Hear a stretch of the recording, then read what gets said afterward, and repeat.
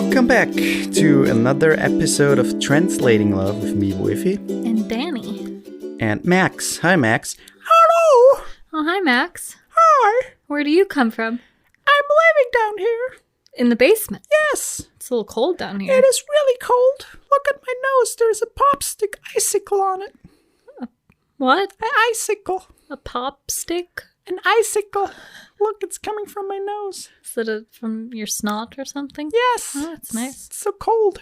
This is really stupid. Yeah, it is. Sorry. We're back with a new episode, everybody. Sorry. And apparently we're losing our minds. Right. It's a weird time right now with everything that's going on, and I don't know, crazy times. Don't yawn. Sorry. I'm tired. Make me yawn. It's late afternoons on a Sunday, and it's early September, but feels like summer still. Mm. I mean, But which it's is nice. also one of those weekend days that just feels like so chill and like Yeah. you could just nap all day. Yeah. It's really nice. Definitely. So feeling tired. Yeah. So, thank you for everyone who keeps listening. We have an Instagram account now, We do. and it's at Translating Love Podcast on Instagram. Yeah. We post some stuff on there, so if you want to check it out. Do we post stuff on our Instagram, really? We do. It's not just a blank page. No, it's not. We actually post something on there. Cool. And yeah. That's basically it. Bye. Bye. Yeah, no. So, you know what? It's not easy to come up with a topic. I mean, it was in the beginning because so much comes to you about relationships when we first started. Yeah. But the more we get into it, we're like, okay, now we feel like we have to get creative with Right, topics. Yeah. Which actually is kind of crazy because if you think about it, there's probably 1,000. countless yeah, numbers yeah. of topics for relationships, but Yeah. or based around relationships, but it's not so easy to think about them. But that's kind of a fun way to, because you want to put out content, and we want to put out one podcast each week, which is not a lot, but still you need to plan it, and you need to prepare it, and you need to maybe research some stuff.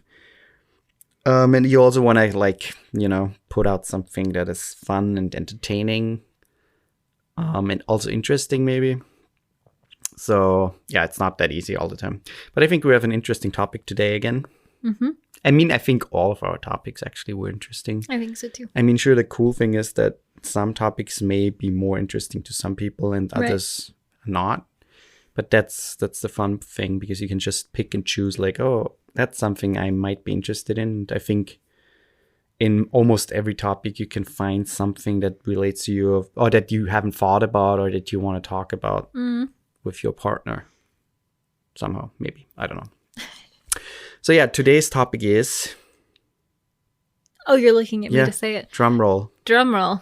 I can't make that sound with my mouth. Yeah, that sound. I can't do that. Today's topic is about relationships with our parents. So like us as individuals with our own parents. Yeah.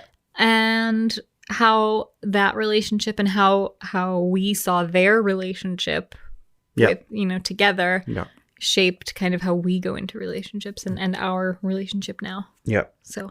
Because, I mean, it's obvious that our parents and the way they act together and I don't know, show you their love or their relationship affects us and shapes us in a lot of ways. I mean, that's kind of obvious.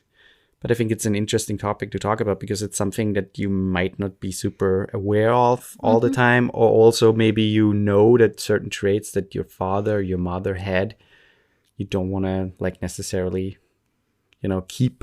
Or on the other side, you want those traits. Right. So, yeah. But let's just go into your relationship with your parents. Maybe start with your mom. Mm-hmm. My lovely mother. Patty. Or Pap Smear Steiner. Pap Smear Patty. How we'll call her in a loving way. If you're listening right now, Pap Smear Patty. I just want to know if... No, I'm not saying that now. Don't say that now. Yeah.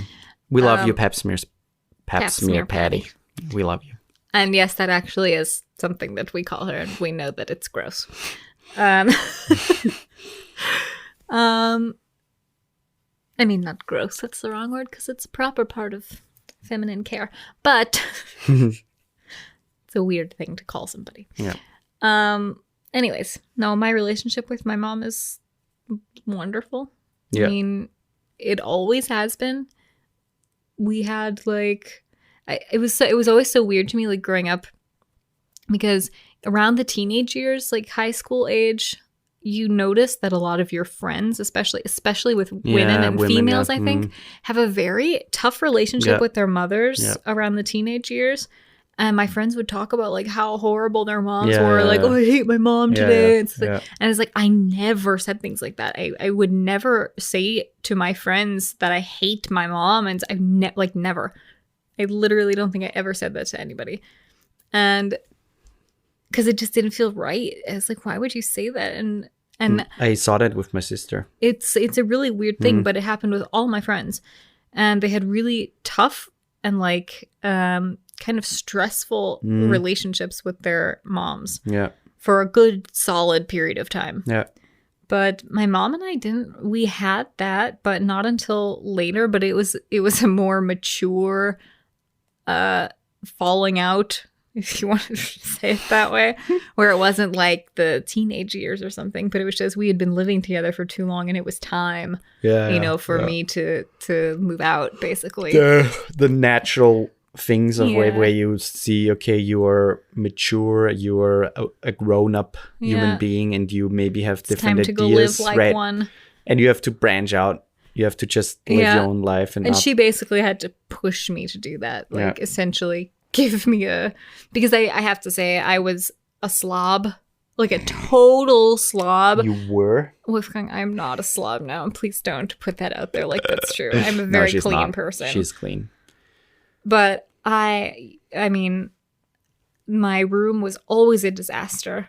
Always. And when I say disaster, I mean disaster. Like it looks like a tornado went through my room. I wouldn't fly with me. I know. You would not have dated me then. I guarantee it. But not usually with food stuff, but sometimes with food stuff where I just forget about it and then it gets really gross and sits there. That was more rare. It was mostly just clothes on the floor and everything that I owned on the floor. But up until what age? I mean, basically until, I don't know, 19. Oeda. So yeah. By the way, Oeda is like a German word for Oeda. What the fuck, or like dude. Dude, yeah. And you can use it for basically any moment. Like you can use it as a surprise. Oeda. Or you can use it as something you're disgusted by, like, Oeda. Or you can use it like in disbelief, or like if someone's annoying you. So sometimes in voice he's just like singing the same song over and over and over again. Just roll your eyes and say, I just go, Oeda. Oeda. Yeah. Or like if you listen to some president or politician who annoys you, you're like, Oeda. Politician? Politician. What's a politician? A politician is someone who's publicly putting something out there. Yeah. No, but so your mom forced you out with a certain age. Basically. And it got to a point where we were really, like, we just weren't getting along. And we really loved living together. And we loved being around each other. But it was more as like a preventative measure to not ruin our relationship. So it was like, okay, you got to go. She basically was like, you got to go. Otherwise, we're going to hate each other. I get that, yeah. So... But then everything basically instantly went back to normal once we kind of each had our own space. And and since then we've always had a super close relationship. I've always felt comfortable talking to her about basically anything. And even as like a young girl, when there are things that are uncomfortable to talk about. Mommy, I'm bleeding down there. You know my story of my first period. That was very, very public. You know. Yeah, that was a fun one. And your relationship with your dad?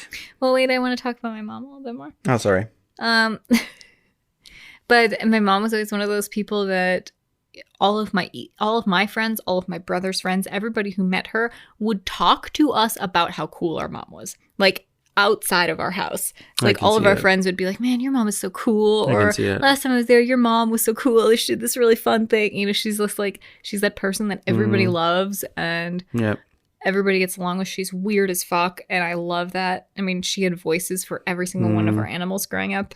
And the voices were so believable. Like, we talked with our dog with my mom doing their voice responding. And that was just like a normal thing in our family. Like a daily basis thing. Your mom is awesome. My favorite story about that is after I moved out, I was living with a couple friends and we still had our basset hound Lois, and she was living with my mom. And so it was just my mom and Lois in the apartment. And my mom called me once, and when I answered the phone, she goes, "You will not believe what Lois just said to me." It's like the best. It's like the perfect description of my mom. She's like the funniest, weirdest. No, she's awesome. And she's just like super smart, and I adore her. So we have a really, really close relationship. And your dad? And my dad, we also have a close relationship. My dad and I never had a falling out. I think it's more typical that women have a more steady relationship with their father in terms of falling out.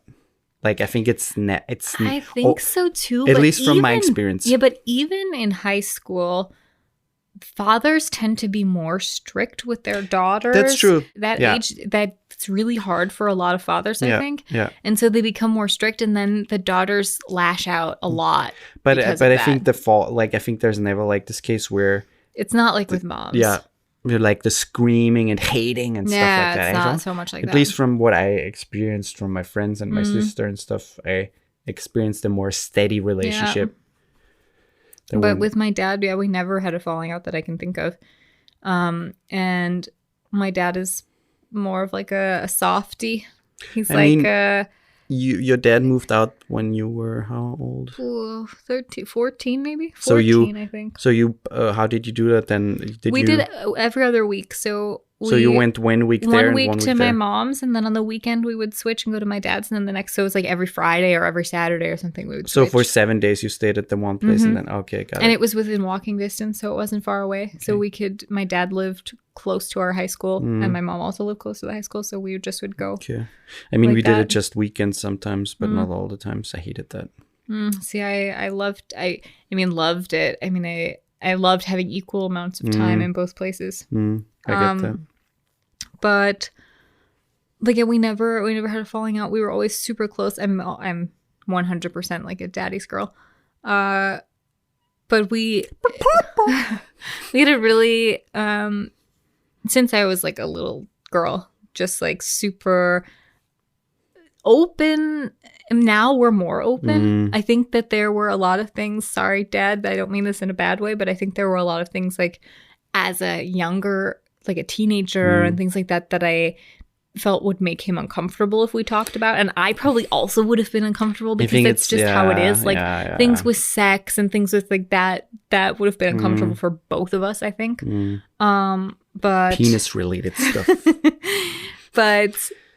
And like feminine health, like feminine hygiene, things like that, you know. And poop.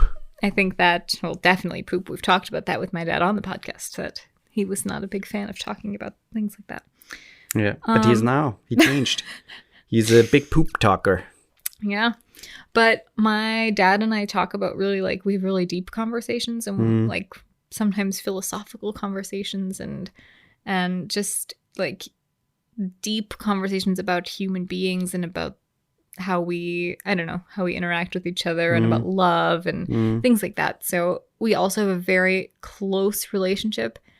And I feel very lucky because I think I have a close relationship with both of my parents, but in such different ways. That is a really uncommon thing, I think. Yeah. Where the two relationships are so different from each other, but they're equally as important but also not just not superficial. They're really deep and deep profound. And more open and we're just like ourselves with each other and we're vulnerable with each other because a lot of people would say, I think, that I have a really good relationship with my parents, or I really like them, or I really love them, blah blah.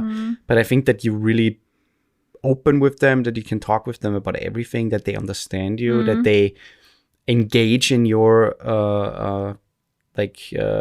life and also are interested in it in a not like superficial way. I think that's not that common. Yeah.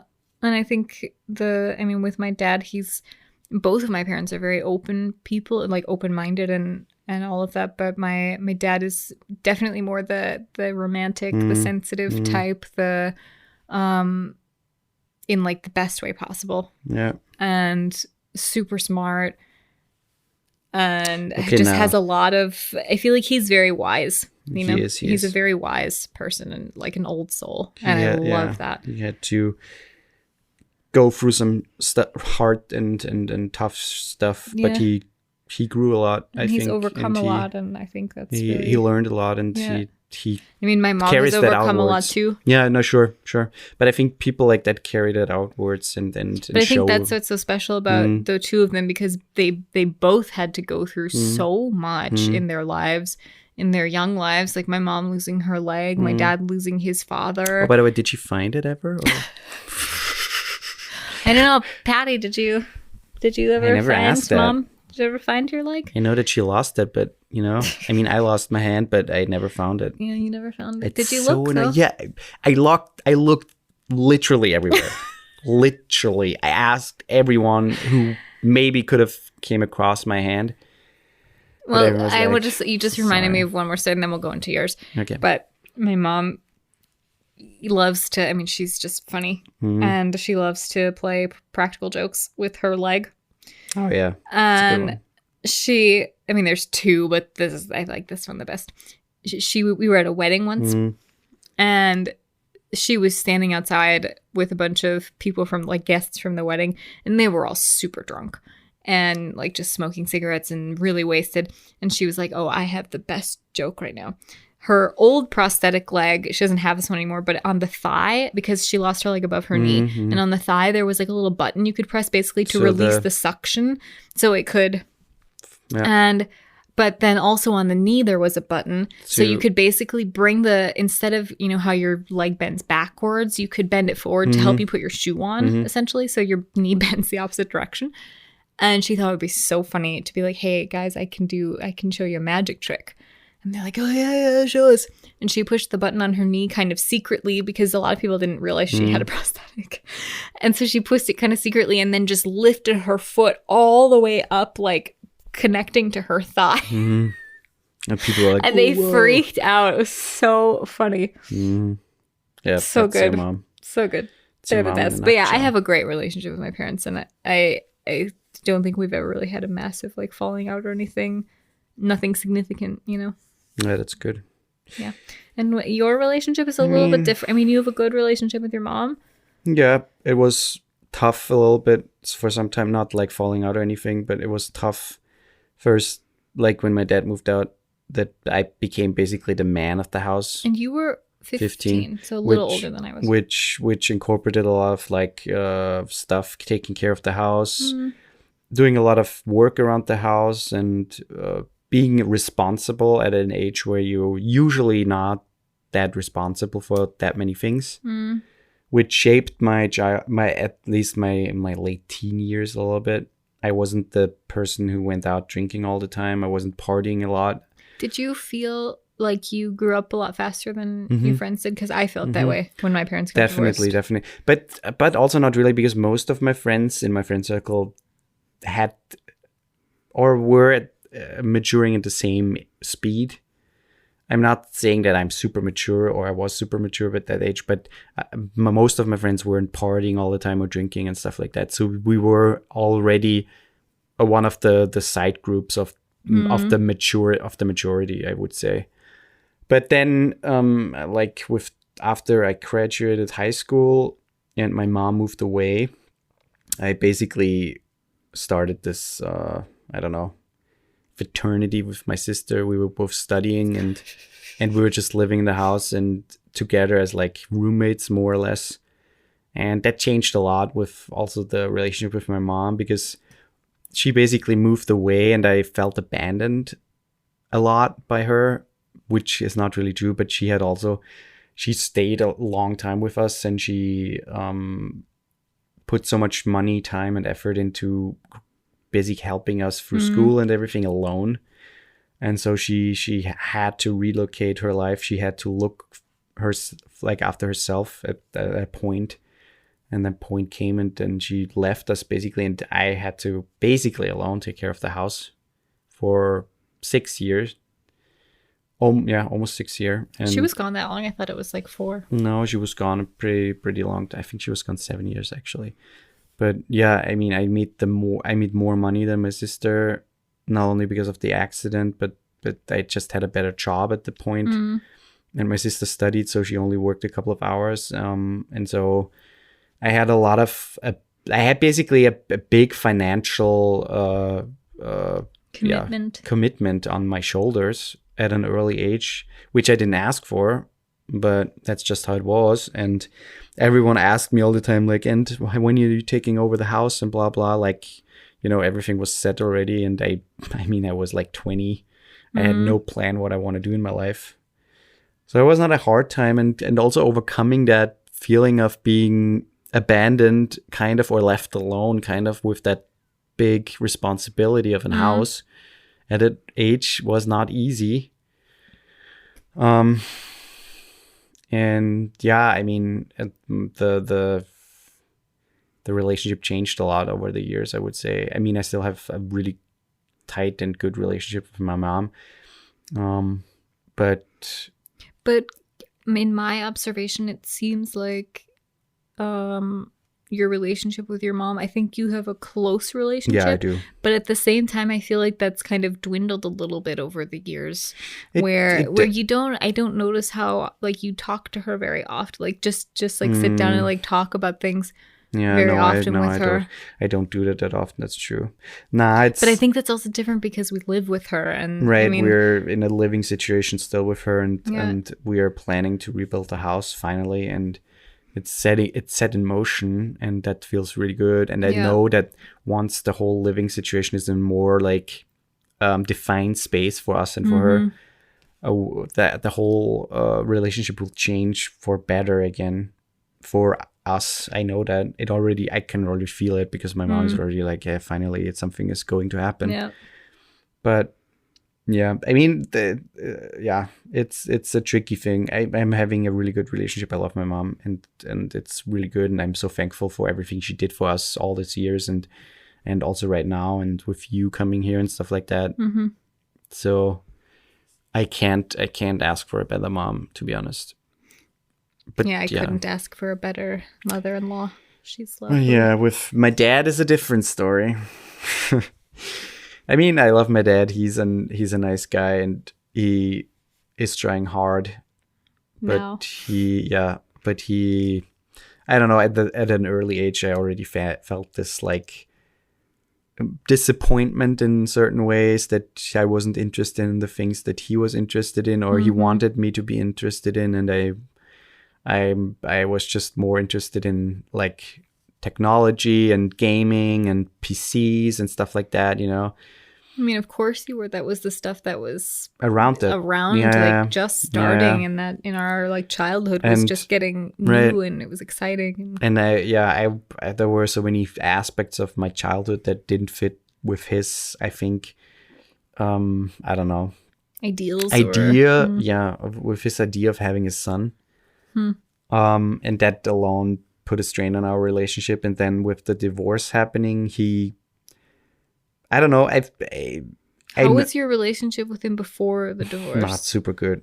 I was always the bad kid. They compared me a lot, since my sister and I went into the same school and in the same grade. And you're twins. We got compared a lot, and I was obviously not the good pupil. I didn't do super well in school. I mean, I wasn't like doing badly or anything, but I had always the lower grades. Me too. And I got compared a lot, and I did stupid stuff. I mean, you're a boy at that age, you just do stupid stuff. And I was never like in any big trouble or anything. But I remember I threw a stone at a kid at some point, and she started bleeding. At a girl, yes. Like stupid stuff like that. I remember a lot of screaming and violence in the house towards me. And I never really saw that with my sister. I was, from my dad at least, it was always more like towards myself. And so it wasn't easy. And then I was really, when he finally, we moved out at a certain age for a couple of, like a year, I think. And my dad was still in the house. And that was kind of nice. I mean, I hated it, like living in that really tiny apartment and like visiting our home basically only on the weekends. I hated that.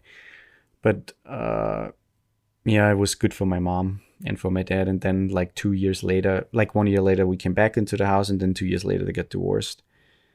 So it didn't really. Oh, so that was before they got divorced. So they separated. They had basically tried like a separation for thing. like a year. Yeah. And then they were still together for another year. Living together I think again? for 2 years, yeah. Interesting. They tried it again basically, and it looked like it worked, but it didn't.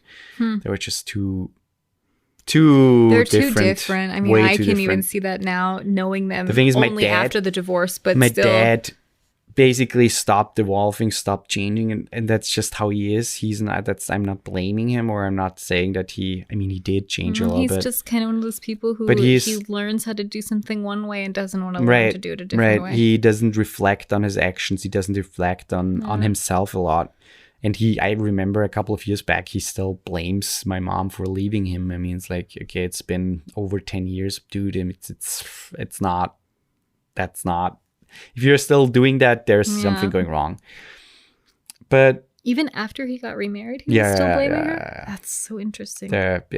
I mean, it's the same with with his parents. There's a lot of things that they blame my mom still for. And it's like, that happened on my dad's dude, it's like, it's been so long. Can you just get over it? It's fucking life. It happens and everyone is happy again. Just get your fucking head out of your ass. But I was really glad when he moved out, because at that time, like before that, it was just constantly screaming and violence, and I hated that time. And I was really glad when he was gone. Was he ever violent towards your mom? Yeah. Yeah, I think so, yeah.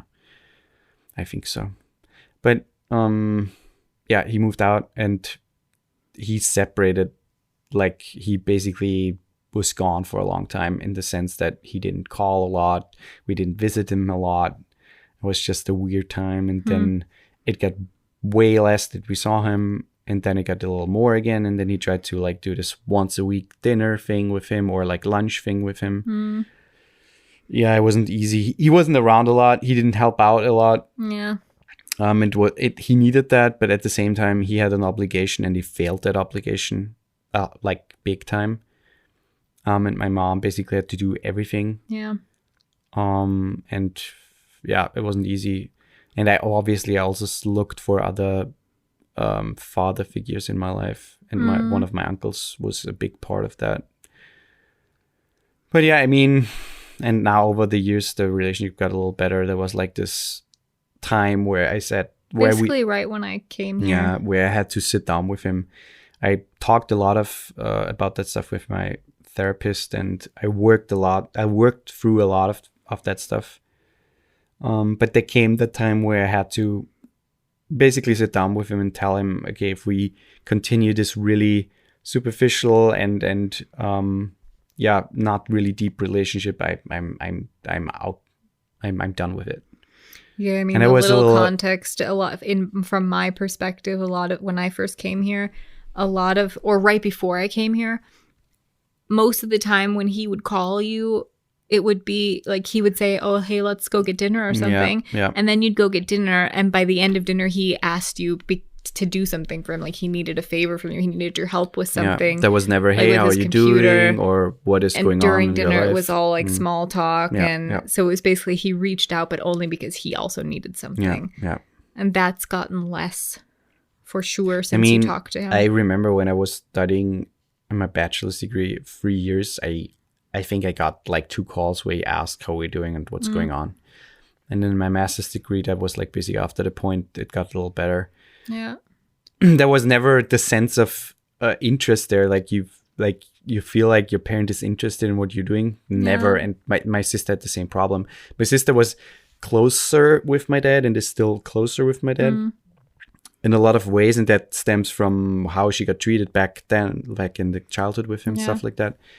But she also got that feeling that there was no real interest in it. Yeah. But she never like sat down with him and talked about it. But I sat down with him and said, hey, if it's going to continue like that, I'm out. And from that point, the relationship changed and it got better. I'm still... He does take... I don't know how much of an interest he takes, like, in your personal work. He does. But in your personal life, he does. Because at least with me, when I came along... No, he does. He made a pretty big effort to talk to me, even though the language barrier was extremely difficult then. Now we can talk totally fine. Yeah. But because he doesn't speak any English. Yeah. And... so at the beginning it was really hard, but he really tried, and that I thought was special. That was something it changed a lot. To be admired. It changed a lot. I think at some point he finally got over this. I don't know, that he finally saw that I made something out of my life, or I don't know, something changed in his view, and I think he got over this view or this expectation of me being a certain way, and that I think that changed a lot. But I'm not at a point where I don't know, I'm super happy with the relationship, but it's much better, and I appreciate all the effort he puts in. Yeah. Let's take a quick break, huh? Let's do it.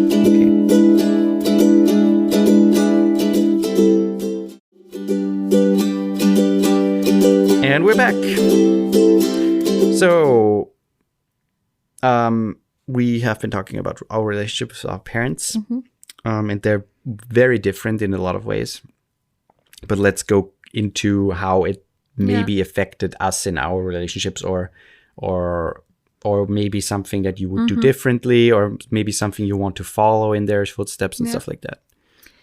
On my side of it, I mean, we talked about this in another episode as well, but my parents, leading to the divorce, we honestly didn't really see it coming, the divorce, because they... Really?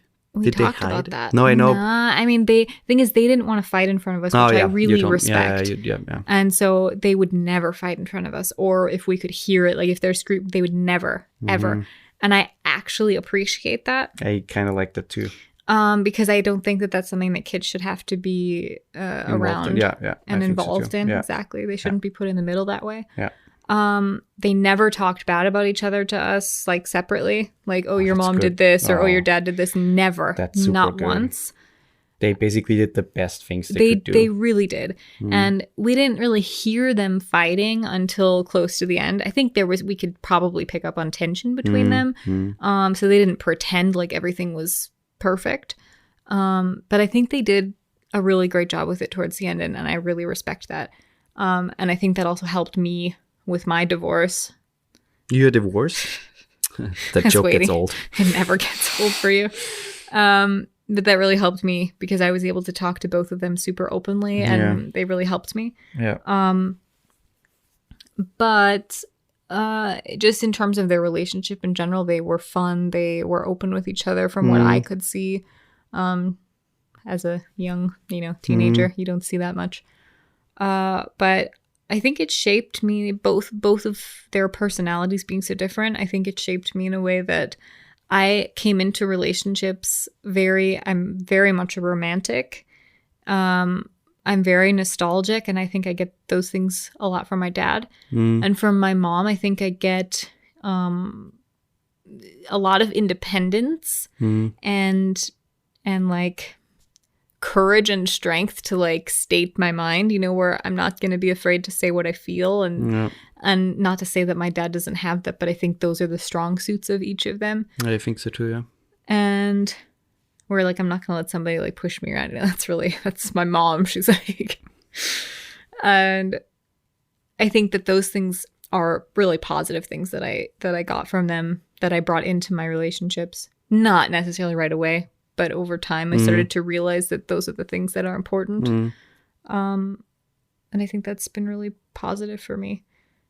I think the only, like, I wouldn't even call it negative, but for lack of a better word, the only like negative thing that I took away from it was that the divorce was hard for me. Obviously, like it is for almost every kid. Even though I did look out that they were really close, and they're like best friends, and there was never that like Just I hate your dad, or I hate your mom, or you know, it was always nice. Like we the still ugly spent divorce. Christmas together, and we still, you know, that's just what we did. And so it wasn't an ugly divorce by any standards. But it still did give me this, like, you felt it with your family, like the rest of your family, where my mom was definitely the outsider, and my dad's side of the family kind of, most of them at least, pushed her away. There were a couple that were really, really cruel. I'd take that back. Not most of them. Most of them were lovely, but there was still a couple that were really cruel to her. And it was like, they would literally see her in person. She would say hi to them, and they wouldn't acknowledge her. Yeah, I mean, I think that's a common thing at a certain age group because of how a divorce is seen. We talked about that. Yeah, but that's kind of sad if you think about it. But that's everywhere. Yeah. But so I think the only thing that like kind of stuck with me was like this fear of, I have a pretty, or had, I still kind of have it, but like a pretty severe fear of abandonment. And you do, yeah. And I don't like not being in a relationship, because it's not that I don't think that I could be alone, because I could, and I know that I could, and I know that I would like thrive. But then I let you alone for a few weeks. Good. Maybe but I still have this fear of not being in a relationship, and it's kind of like a dependency issue. But I mean, it's gotten better obviously over the years, and I don't have that fear as much anymore. I mean, we talked about this in being happy. I think as I get older, that's changing. Right, your happiness depends on yourself, not on anyone else. Exactly, you are not depending on anyone. And I think as you get older and as you grow and as you realize that, the more happy you are without anyone. I mean, sure, life without someone sucks, and there are a lot of studies that prove that if you are in a relationship, you live longer. But at the same time, if you're not in a relationship, you still can be happy, and that's fine. But I never had that like thing that I think you had, where it's like, I think you had said like, I probably won't get married because you just don't want to have that. I just wanted to say that. I actually had the opposite, where that was like something that I wanted so badly, was to be married and have kids and all of that. And I think part of that comes from the romanticism of the whole thing that I get from my dad. So, I mean, I hated the aspect of getting married because I saw how hard it was for my mom and my dad. Well, exactly. Too. That was what I was going to ask you, that it was so different for you because of the divorce itself was so different. I mean, it wasn't a super ugly divorce, but there were still lawyers involved, and it wasn't super easy for both of them. And we saw that firsthand, basically, and we got dragged into the whole thing from also families. And it took out on us as well. So I for a long time, I was like, no, I'm not getting married. But yet you changed it around. It's funny that a person can change your view on something and like pretty fast. Yeah, because what's so interesting to me is that you were talking to me about marriage before I even had plans to move here. That was stupid. I remember where I was the first time you said that to me. On the pooper? No, I was sitting in the car. Oh. On the pooper? No, I was sitting in the car. You need to know that Danielle had like under her seat in the car seat, she had like a little porta potty, like a little like children's like training potty or something. The annoying thing, she always filled it up so like up to the edge. It was so gross. It stank. Yeah, but I had a convertible, so I could just throw it out the... But if someone's sitting behind you, it was so gross. I had a really cool car, you guys, in Portland. I had a VW Bug. A VW Bug convertible. It was like so that was a cool car. She was beautiful. But yeah, back to the series stuff. Yeah, but what I was going to say is that I was sitting in the car, and that's at the time right before I came to visit you here, but right after you visited me. So it was like the 2-3 months in between. And we would like send each other little voice messages throughout the day. And in one of your voice messages, you said, what did you say? It was so sweet. You said, I could totally see myself marrying you. But it was like in this such serious, genuine way. I was probably drunk. That's nice. Ruin my nice thing. No. But yeah, that changed. And also, I mean, I saw a lot of things that my dad did, and my dad got to see from his dad that I don't want to carry along. And I'm thankfully in a place and also in a state of mind where I can, and I do reflect on my actions, and I try to get rid of certain character traits that I saw in my dad, and especially anger and stuff like that. I'm really working hard on that stuff, and also towards my future kids. I don't want to like do certain things my dad did, but I think with you on my side, I'm pretty set in things I shouldn't do and do. But also, it makes me sound like I'm I don't know. No, that your way around kids. That's true. But super nanny. I know the things I wanted. The thing is, there are a lot of things I learned in the last couple of years, not necessarily from my parents, but from growing up and from studying and from meeting certain people and just from trying to change myself a little more, being more open about certain stuff, talking about like feelings, emotions, and I don't know, changing a little bit how I see the world and how I live in the world, being more thoughtful and being more, I don't know, just better. I mean, nobody's perfect and we're all trying to survive at the end of the day, but I don't know, living a better, sustainable and a kind of life, I think has a big impact on the world around you. And I think that's a big thing that I want to give towards my kids and also towards my relationship. And it necessarily doesn't have to do anything with my parents.